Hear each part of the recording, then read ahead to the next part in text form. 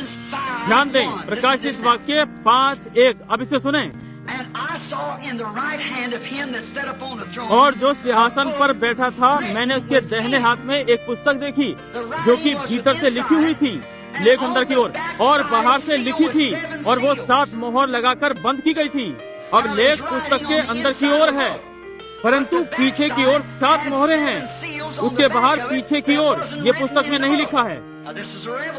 अब ये प्रकाशन देने वाला यूहन्ना से बात कर रहा है। अब याद रखें, ये पुस्तक में लिखा हुआ नहीं है।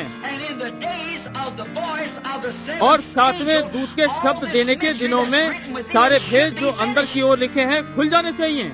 इनकी चिंता उधर की जानी चाहिए। अब आप क्या देख रहे हैं? मेरा क्या अर्थ है? तब ये वो समय होगा कि प्रकाशित वाक्य 10 की आवाज को प्रकाशित किया जाए। जब पुस्तक समाप्त हो गई, तब केवल एक ही चीज बचती है, और वो 7 गर्जन के भेद भरी आवाजें जो कि पुस्तक के पीछे की ओर लिखी हैं, जिसको लिखने के लिए यूहन्ना को मना कर दिया गया था। मैं इसे पढ़ दूं। फिर मैंने एक और बड़ी स्वर्गदूत को बादल ओढ़े हुए स्वर्ग से उतरते देखा, और उसके सर पर मेघ धनुष था, और उसका मुंह सूर्य का सा, और उसके पांव आग जैसे खंभे थे, और उसके हाथ में एक छोटी सी खुली हुई पुस्तक थी। अब देखिए, इसे ध्यान दीजिए। उसने अपना दाहिना पांव समुद्र पर और बायां पांव पृथ्वी पर रखा, और ऐसे बड़े शब्द से चिल्लाया जैसे सिंह गरजता है। और जब वो चिल्लाया तो गर्जन के 7 शब्द सुनाई दिए। देखिए, और जब 7 गर्जन के शब्द सुनाई दे चुके, तो मैं लिखने पर था। तब किसी चीज ने कहा कि ये केवल शोर ही नहीं था, कुछ कहा गया था, वो लिखने पर था। और मैंने स्वर्ग से ये शब्द सुना जो मुझसे कह रहा था, देखिए, आवाजें और गर्जन कहाँ थे? स्वर्ग में नहीं, पृथ्वी पर थी।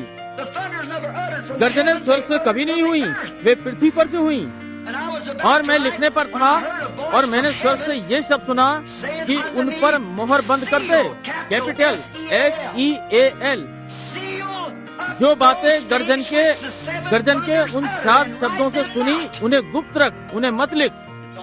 ये पीछे की ओर है।